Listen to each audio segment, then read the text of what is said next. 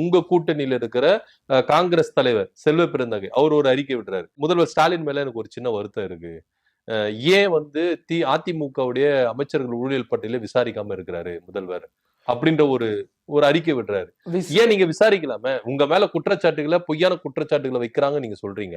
ஆனா உங்ககிட்ட ஆதாரமான குற்றச்சாட்டுகள் இருக்கு. முன்னாள் அமைச்சர்கள் செய்த குற்றச்சாட்டு பட்டியல் இருக்கு. அதையே விசாரிக்காம இருக்கிறீங்க. ஏன் விசாரிக்கலாம்? ஆல்ரெடி அது விசாரணை போய்கொண்டுதான் இருக்கிறது. ஆனா இது வரைக்கும் யாருமே வந்து அரெஸ்ட் பண்ணல. ஏன் கைதாவல?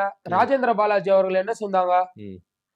பெங்களூர்ல கார் மாத்தி கார் ஓடும் போது கைது பண்ணாங்க. அப்படி இருக்கும் போது இந்த ஒரு வாதத்தை வந்து நான் எப்படி பாக்குறேன்னா வந்து மறதியில பேசியிருக்காங்கன்றதுதான் நான் பார்ப்பேன். நீங்க கேட்டீங்களா ஏன் அமைச்சர்கள் வந்து கைது பண்ணலன்னு?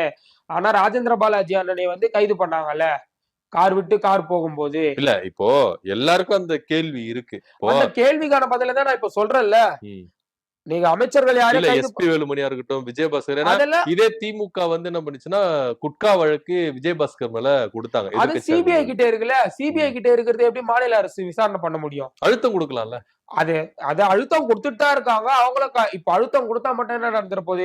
சிபிஐ தன்னுடன் கையில வைச்சிருக்கிற பாஜக கூட தானே அவர்கள் கூட்டணி இருக்க போறாங்க.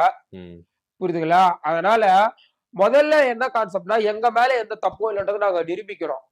அதை நாங்க நிரூபிச்சுட்டு அடுத்து அவங்களுக்கு என்ன பண்ணணுமோ அதை நாங்க பண்ணுவோம்.